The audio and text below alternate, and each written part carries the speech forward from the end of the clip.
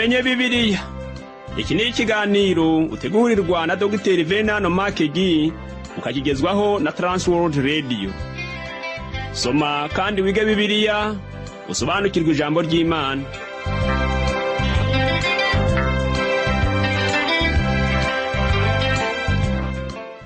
Uraho neza shuti muvandimwe uteze amatwi ikiganiro tumenye Bibiliya. Amahoro y'Imana nabane nawe. Kaze muri iki kiganiro ugezwaho nanjye Parfait Ntamvutsa. Ubushize twibanze ku kiganiro cya nyuma Yesu yagiranye n'abigishwa be ubwo yaragiye gusubira mu ijuru kwa Se. Turebera hamwe uko yatanze isezerano ry'Umwuka Wera ndetse n'isezerano ryo kugaruka kwe. Nuko dusoza tuvuga uko abigishwa bari biteguye kumanuka k'Umwuka Wera, nuko batoranyije Matiyasi ngo asimbure Yuda Isikariyoti, uyu wari wagambaniye umwami Yesu Kristo. Uyu munsi tukaba tugiye gukomeza kuvuga ku byabaye ku munsi wa Pentekote, ubwo Umwuka Wera yamanukiraga intumwa. Tuze no kurebera hamwe inyigisho Petero yigishirije i Yerusalemu amaze kuzura Umwuka Wera. Tugeze mu gice cya kabiri cy'igitabo cy'ibyakozwe n'intumwa, tukaba nacyo dushobora kukigabanyamo ibindi bice bibiri. Igice cya mbere ni ikivuga ku kumanuka k'Umwuka Wera, bikaba bigaragara mu mirongo 13 ibanza. Naho igice cya kabiri kikaba kibanda ku nyigisho ya Petero amaze kuzura Umwuka Wera, dusanga ku murongo wa 14 kugeza urangije igice cyose cya kabiri. Reka dutangire tuvuga ibyo kumanuka k'Umwuka Wera. Turasoma mu byakozwe n'intumwa igice cya kabiri ku murongo wa mbere. Haravuga ngo umunsi wa Pentekote usohoye, bose bari hamwe mu mwanya umwe bahuje umutima. Ubwo umunsi wa Pentekote wasohoraga, bose bari hamwe mu mwanya umwe. Pentekote yabaye ku munsi wa 50 nyuma y'umunsi w'umuganura. Kandi wibuke ko mu gitabo cy'iby'Abalewi twabonye ko umuganura usobanura kuzuka kwa Yesu Kristo. Kristo niwe muganura. Mu rwandiko rwa mbere Paulo yandikiye Abakorinto igice cya 15 ku murongo wa 23 haravuga ngo kuko Kristo ariwe muganura, maze abakristo bakazabona kuzuka ubwo azaza. Pasika yo ni ukuvuga kuzuka kwa Kristo. Ibyo tubisanga mu rwandiko rwa mbere Paulo yandikiye Abakorinto igice cya 5 ku murongo wa 7 haravuga ngo kuko Pasika yacu yatambwe ariwe Kristo. Mu gihe Pasika yasohoye mu gihe cy'urupfu rwa Kristo, umuganura wo wasohoye mu minsi yo kuzuka kwa Kristo. Tukaba twemera ko umunsi wa Pentekote ufite icyo usobanuye, ndetse kuri uwo munsi hari icyari gisohoye. Icyo nta kindi ni ukuvuka kw'itorero. Pentekote ni umunsi itorero ryatangiye gukora ku mugaragaro. Ijambo umunsi wa Pentekote usohoye bisobanura ko wari usanzwe ubaho. Kuri uwo munsi habagaho umuganura wo kuzanira Imana n'imitsima ibiri yotsanywa umusemburo. Bisomeye mu gitabo cy'iby'Abalewi igice cya 23. Ubwo bwari uburyo bwo gushushanya itangiriro n'inkomoko y'itorero. Bigasobanura kandi kuza k'Umwuka Wera mu murimo wo guhamagara abantu baturutse hirya no hino mu isi ngo baze babe umubiri wa Kristo, ari ryo torero. Nyuma gato nk'iminota 5 Umwuka Wera amanutse ku munsi wa Pentekote, itorero ryari rimaze kuvuka. Mu yandi magambo, icyo Betelehemu yari cyo ubwo Kristo yavukaga, Yerusalemu nayo yarakibaye ubwo Umwuka Wera yazaga. Nongere nsubiremo, icyo Betelehemu yari cyo ubwo Kristo yavukaga, Yerusalemu nayo yarakibaye ubwo Umwuka Wera yazaga. Umwuka Wera yaraje abatiza bizera. Bisobanura ko Umwuka Wera yahamije ko ari aba Kristo cyangwa umubiri wa Kristo hano mu isi. Mu rwandiko rwa mbere Paulo yandikiye Abakorinto igice cya 12 ku murongo wa 13 aravuga ngo kuko mu mwuka umwe twese arimo twabatirijwe kuba umubiri umwe, naho twaba Abayuda cyangwa Abagiriki, naho twaba imbata cyangwa ab'umudendezo, kandi twese twujujwe umwuka umwe. Umwuka Wera yatangiye gukora ubwo umunsi wa Pentekote wasohoraga. Kuvuga ngo umunsi wa Pentekote usohoye ntabwo bivuga saa 6 z'amanywa cyangwa saa 1 za mu gitondo cyangwa saa 8 z'amanywa. Oya, ahubwo bisobanura ko wa munsi Abisirayeli bari bamaze igihe bizihiza wari wongeye kugera. Mu Byakozwe n'Intumwa igice cya 2 ku murongo wa 2 haravuga ngo, nuko umuriri ubatungura uvuye mu ijuru umeze nk'umuyaga uhuha cyane, ukwira inzu bari bicayemo. Hari ikintu ushaka ko witaho hano kandi cy'ingenzi. Ubwo Umwuka Wera yazaga ntabwo yabonekaga. Rero hari uburyo bubiri yigaragajemo. Hariho amarembo abiri aho buri muntu yashoboraga gukura amakuru: irembo ry'amaso n'irembo ry'amatwi. Turumva kandi tukareba. Umwuka Wera yakoresheje ayo marembo abiri. Mu kunyura ku irembo bumvise ijwi rivuye mu ijuru, umuriri umeze nk'umuyaga uhuha cyane. Uwo muriri ukwira inzu yose bari bicayemo. Ndagira ngo hano ushishoze neza, ntabwo ari umuyaga, ahubwo wari umuriri umeze nk'umuyaga uhuhira mu biti. Byari bimeze nk'umuyaga w'ishuheri, kandi umuntu wese wari i Yerusalemu yashoboraga kuwumva. Umugabo umwe utuye muri Kansas yakoze ubushakashatsi ku muyaga w'ishuheri wahushye iwabo. Ntabwo washenye inzu yabo, ariko waje ufata mu mpande ebyiri.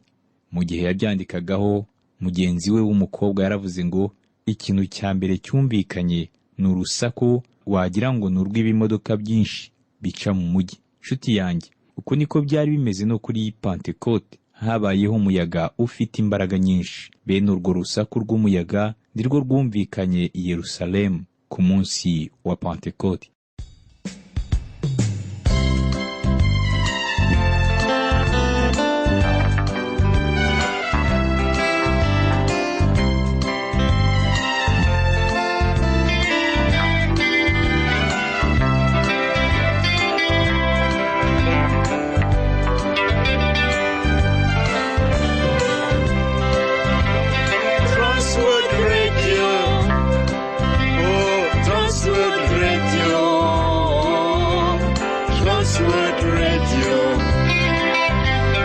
Transworld Radio, Samirana, Samirana, Samirana, Usemerera, Samirana, Samirana, Samirana, Usemerera.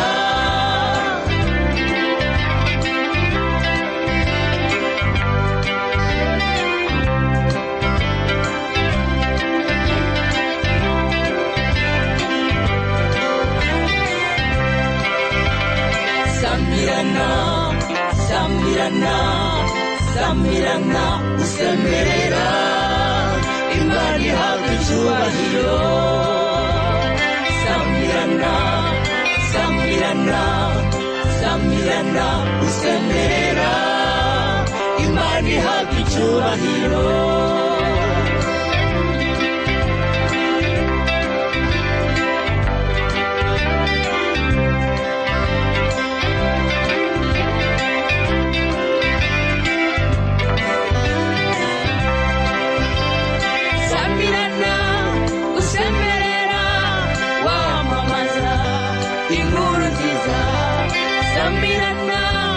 Usemerera wamamaza inkuru nziza, inkuru nziza ni agakiza kabonekwa muri Yesu Kristo. Inkuru nziza ni agakiza kabonekwa muri Yesu Kristo. Samirana, Samirana, Samirana, Usemerera.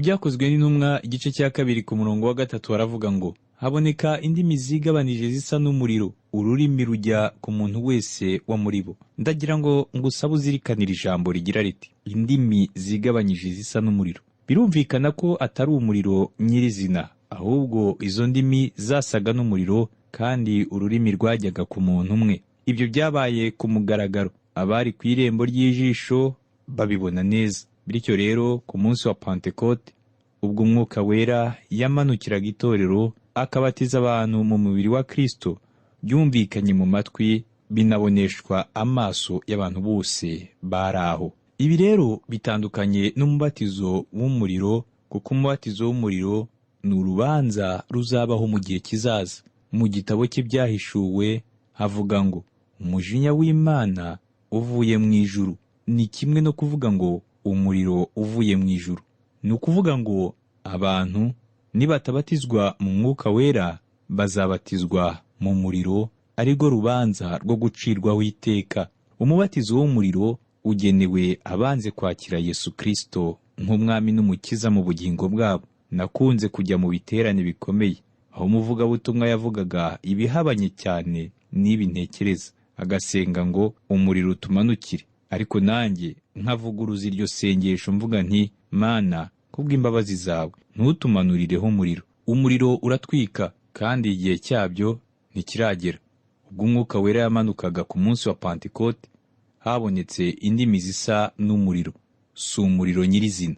Mu byakozwe n'intumwa igice cya 2 ku murongo wa 4 aravuga ngo bose buzuzwa Umwuka Wera batangira kuvuga izindi ndimi nk'uko Umwuka yabahaye kuzivuga. Uyu murongo werekana ko bujujwe Umwuka Wera. Umuntu ashobora guhita yibaza kuri aya magambo navuze ko babatijwe mu Mwuka Wera, agira ati ariko se koko nibyo niko byagenze? Igisubizo ni yego, kandi ni nacyo Yesu yari yarababwiye mbere yuko abasezeraho. Mu byakozwe n'intumwa igice cya 1 kuva ku murongo wa 4 kugera ku wa 5, wibuke ko havuga ngo nuko abateraniriza hamwe abategeka kutava i Yerusalemu, ati ahubwo murindire ibyo Data yasezeranije, ibyo nababwiye, kuko Yohana yabatirishaga amazi, ariko mwebweho mu minsi mike muzabatirishwa Umwuka Wera. Kuba barujujwe Umwuka Wera byerekana ko indi mirimo yose y'Umwuka Wera kubizera yari yakoretse. Dore uko byagenze. Ubwa mbere bahawe imbaraga nshya, mu yandi magambo baravuguruwe. Umuntu agomba kuvuka ubwa kabiri. Mu butumwa bwiza bwa Yohana igice cya 3 umurongo wa 5 haravuga ngo Yesu aramusubiza ati nukuri nukuri ndakubwira yuko umuntu utabyawe n'amazi n'umwuka atabasha kwinjira mu bwami bw'Imana. Ubwa kabiri Umwuka Wera yabinjiyemo abagumamo. Mu rwandiko Pawulo yandikiye Abaroma igice cya 8 ku murongo wa 9 haravuga ngo ariko mwebweho ntimuri aba kamere, ahubwo muri ab'Umwuka, niba Umwuka w'Imana aba muri mwe. Ariko umuntu wese utagira Umwuka wa Kristo ntaba ari uwe. Ubwa gatatu batewe kashe, cyangwa mu yandi magambo tuvuge ngo bashyizweho ikimenyetso n'Umwuka Wera mu busabane buhoraho n'Imana.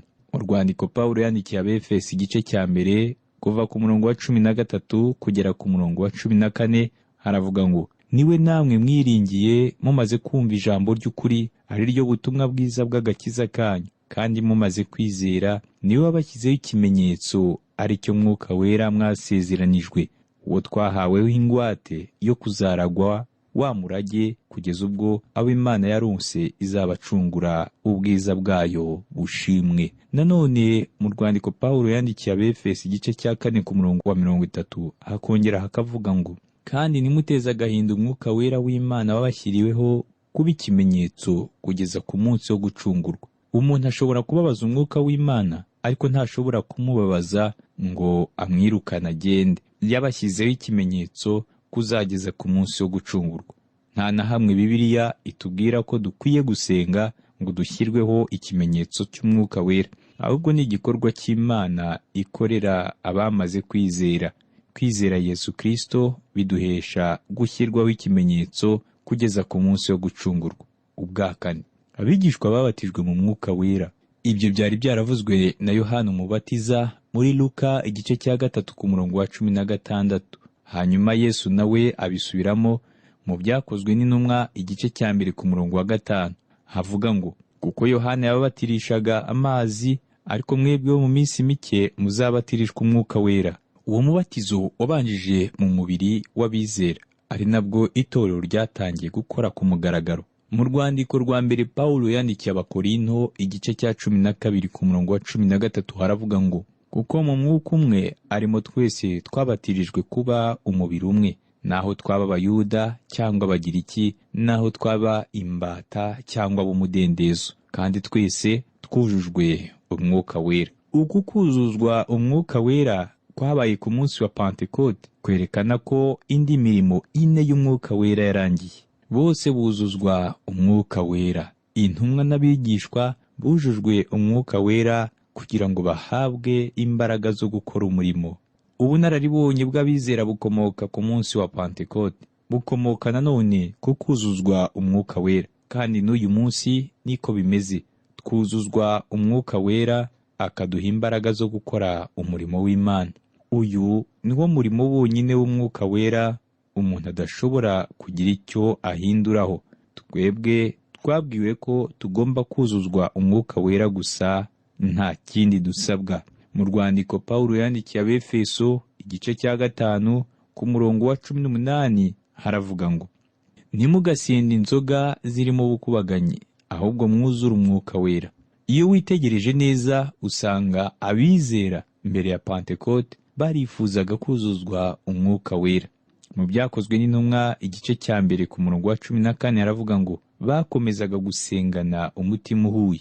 Ese mu kwinginga kwabo basengeraga iki? Basengaga kubw'isezerano Yesu yari yarasize abahaye ko azaboherereza Umwuka Wera. Umubatizo wo mu Mwuka Wera si itegeko twahawe, si n'ibyacu rwose, ahubwo ni igikorwa cy'Imana ubwayo, gihamya ko abizera muri Kristo Yesu baturwamo n'Umwuka Wera, akabahindukirira ikimenyetso kuzageza ku munsi wo gucungurwa, kandi akabashyira mu itorero ari wo mubiri wa Kristo. Umwuka Wera w'Imana abereyeho gushoboza abizera umurimo w'Imana. Ni ukuvuga ngo icyo twategetswe ni ukuzura Umwuka Wera. Nyuma yo kuzuzwa Umwuka Wera, batangiye kuvuga mu ndimi nshya nk'uko Umwuka yabahaye kuzivuga. Ibi ushobora kubisoma nanone mu Byakozwe n'Intumwa igice cya 1 ku murongo wa 4. Izo ndimi ntabwo zari indimi zitamenyekana, ahubwo zari indimi Abayuda bavugaga hirya no hino aho bari batuye mu bwami bw'Abaroma. Abari baje i Yerusalemu gusenga bari baturutse imihanda yose muri ubwo bwami. Bari baraje mu minsi mikuru ya Pentekote. Wibuke ko buri Muyuda wese yabaga ategetswe kuza i Yerusalemu mu minsi 3 mikuru bari bategetswe kwizihiza buri mwaka. Abayuda rero bari baje i Yerusalemu kubera umunsi mukuru wa Pentekote, kandi bose siko babashaga kuvuga ururimi rw'Igiheburayo. Ibyo ni ibintu byumvikana, kuko mu bihugu byinshi hari Abayuda batabasha kuvuga ururimi rwabo rwa kavukire, ndetse mu myaka myinshi uru rurimi rwari nk'ururimi rwapfuye rutagikoreshwa. Muri Isirayeli Uruheburayo rwongeye gukoreshwa muri iki gihe. Nshuti yanjye, ntabwo umunsi wa Pentekote wabaye kiriya gihe wakongera kwisubiramo, ahubwo wabayeho kiriya gihe gusa. Nk'uko natwe tutakwisanga i Yerusalemu mu cyumba cyo hejuru, ni nako ibyabaye kuri uriya munsi bitakongera kwisubiramo. Yewe nta nubwo Noheli yakwisubiramo ngo tubone Yesu avutse bushya mu buryo bw'umubiri bugaragara. Tekereza nawe, abanyabwenge bongeye kugaruka i Yerusalemu umwaka ukurikiyeho, maze bakavuga bati, turashaka kureba umwami w'Abayuda wavutse. Tekereza icyo Herode yavuga. Ashobora guhita ababwira ngo, ariko si mwe mwanyuze aha n'umwaka washize? Nabo bakamusubiza bati, yego. Herode akongera akababaza ngo, none se mwaramubonye icyo gihe? Bati, yego. Hanyuma Herode akababwira ngo, ubwo rero niba yaravukiye i Betelehemu mu mwaka ushize, ntabwo yakongera nanone kuvuka muri uyu mwaka. Abanyabwenge nabo bagakomeza bakavuga bati, ariko ni ukuri umwaka ushize twaramubonye yavutse. None twatekerezaga ko twagaruka n'ubundi tukongera tukamubona. Birumvikana ko Herode yabasubiza ngo, ibyo ntabwo byakongera kubaho, kuko umuntu avuka rimwe gusa. Ntabwo rero Pantekote y'i Yerusalemu yakwisubiramo. Umwuka wera yamanutse uwo munsi gusa, ntabwo rero yakongera kumanuka. Nta nubwo wabisaba ngo aze, ahubwo ari hano uyu munsi. Haleluya! Umwuka wera w'Imana ari mu isi muri iki gihe. Yesu yatubwiye icyo yagombaga gukora nyuma yo kuza, agira ati, uwo azanyubahiriza kuko azenda ku byanjye akabibabwira. Aya magambo yanditse mu butumwa bwiza bwa Yohana igice cya 16 ku murongo wa 14. Tuzi ko ari hano kandi afata ibya Kristo akabiduhishurira. Kandi iyo tuvuga ibya Kristo, umwuka w'Imana aba afite icyo gukorana natwe. Tugarutse kuri iri jambo ngo nk'uko umwuka yabahaye kuzivuga, intumwa zaturukaga i Galilaya kandi ntizabashaga kuvuga izo ndimi zose zavuzwe icyo gihe, ariko noneho babashije kuzivuga kuko umwuka yabahaye ubwo bushobozi bwo kuvuga indimi batari bazi. Mu byakozwe n'intumwa igice cya 2 ku murongo wa 5 haravuga ngo muri Yerusalemu habaga abayuda b'abaturage b'abanyadini bari baraturutse mu mahanga yose ari munsi y'ijuru. Abantu bari baturutse impande zose baje mu minsi mikuru ya Pantekote. Iyi niyo mpamvu nyamukuru yatumye bari i Yerusalemu. Mu byakozwe n'intumwa igice cya 2 ku murongo wa 6 haravuga ngo uwo muriro ubaye, abantu benshi baraterana, batangazwa n'uko umuntu wese yumvise babandi bavuga ururimi rw'iwabo. Kubera ko hari habayeho uwo muriri umeze nk'umuyaga uhuha cyane, abantu benshi baje kuhateranira ngo barebe ibyabaye. Umugabo umwe avuga ko ajya akunda kwibuka mu gace k'iwabo ubwo bumvaga urusaku rw'indege bwa mbere, ngo bose bashatse kumenya aho urwo rusaku ruteye ruturuka. Ntabwo bari barigeze bumva urusaku nk'urwo mbere hose. N'urwo rusaku rw'i Yerusalemu ntabwo rwari rwarigeze rubaho. Niyo mpamvu abantu bahuruye bakaza kureba ibibaye. Babizera 120 bose bari bari aho, nk'uko tubibona mu byakozwe n'intumwa igice cya 1 ku murongo wa 5. Abantu bose birukiye aho bari kandi bashobewe cyane, kuko buri wese yasanze bavuga mu rurimi rw'iwabo kavukire, kandi bazi neza ko abo bavuga izo ndimi ari Abanyagalilaya. Nanone umuntu wese ntiyumvaga bavuga ururimi rw'iwabo kavukire gusa, ahubwo yumvaga bavuga n'izindi ndimi zo mu tundi duce tutari utw'iwabo. Abo bantu ntibavugaga ibintu bipfuye bihimbiye, ahubwo bavugaga mu ndimi zitamenyekana ariko zo mu bihugu byo hirya no hino by'abantu bari baje i Yerusalemu mu minsi mikuru. Aha rero hari ikindi kintu umuntu yavuga. Hari abahanga benshi bavuga ko intumwa zitigeze zivuga mu ndimi z'amahanga, ngo ahubwo igitangaza cyabayeho ngo bavugaga mu rurimi rw'iwabo, hanyuma ababumvise bakabyumvira mu ndimi z'iwabo kavukire. None ubwo igitangaza cyaba ari ikihe? Cyaba kiri mu kumva se, cyangwa cyaba kiri mu kuvuga? Mu byakozwe n'intumwa igice cya 2 kuva ku murongo wa 7 kugera ku murongo wa 11 haravuga ngo barumirwa bose baratangara bati, mbese aba bose bavuga si Abanyagalilaya? None se niki gitumye twese tubumva bavuga indimi z'iwabo kavukire, kandi turi Abaparati n'Abamedi n'Abanyelamu n'abatuye Mesopotamiya n'i Yudaya n'i Kapadokiya n'i Ponto no muri Aziya n'i Furugiya n'i Pamfiliya no muri Egiputa no mu gihugu cy'Ilibiya gihereranye n'i Kurene, n'Abaroma n'abashyitsi n'Abayuda n'abakomeza idini yabo, kandi n'Abakerete n'Abarabu, turabumva bavuga ibitangaza by'Imana mu ndimi z'iwacu. I Yerusalemu hari abantu baturutse ku migabane itandukanye, kandi bigaragara ko bavugaga n'indimi zitandukanye, kandi bose bumvise Abanyagalilaya bavuga mu ndimi z'iwabo. Aha rero sinavuga ngo zari indimi zitamenyekana, ahubwo navuga nti zari indimi bo batabashaga kumva. Mu byakozwe n'intumwa igice cya 2 ku murongo wa 12 haravuga ngo bose barumirwa bibayobeye barabazanya bati mbese ni ibiki? Baratangaye kuko batasobanukiwe ibyari biri kuba. Mu byakozwe n'intumwa igice cya 2 ku murongo wa 13 haravuga ngo abandi barabanegura bati basinzihira. Aha baravuze bati aba bantu basinzi banyoye ibisindisha. Byumvikane ko batekereje ko ari abasinzi, bakibaza ko ubusinzi bwaba ari bwo bwabavugishije ibyo bumvaga. Wibuke uko Pawulo yandikiye Abefeso mu gice cya 5 ku murongo wa 18 yaravuze ngo ntimugasinde inzoga zirimo ubukubaganyi, ahubwo mwuzure Umwuka Wera.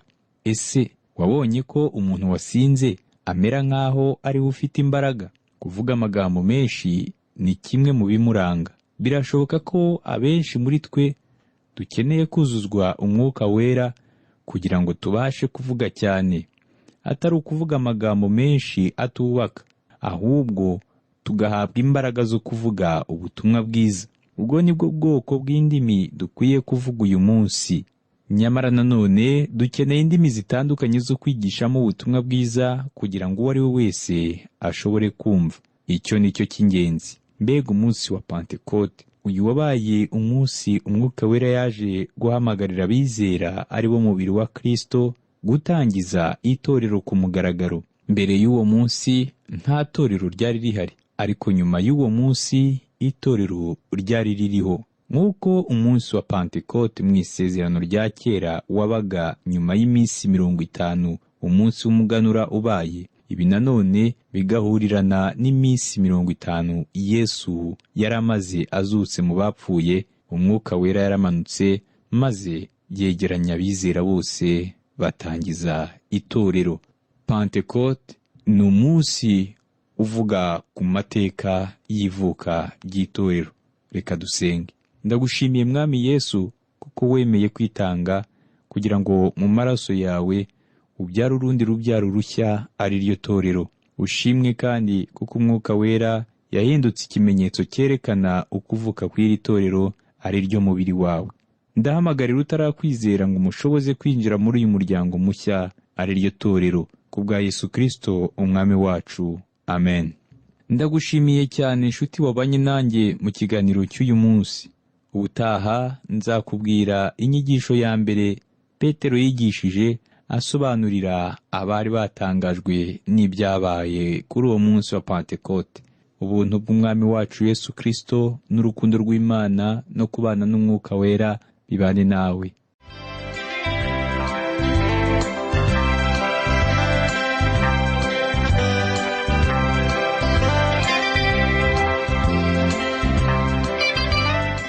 Icyo cyari ikiganiro tumenye Bibiliya. Niba wifuza kugira icyo ubaza, kudutera inkunga cyangwa ushaka kuduha ubuhamya, ushobora guhamagara cyangwa kohereza ubutumwa bugufi kuri telefone igendanwa. Inomero ni 07 81 27 90 18. Ushobora kandi kutwandikira kuri page yacu ya Facebook yitwa Tumenye Bibiliya, cyangwa kuri email yitwa umucyo@yahoo.fr. Imana iguhe umugisha.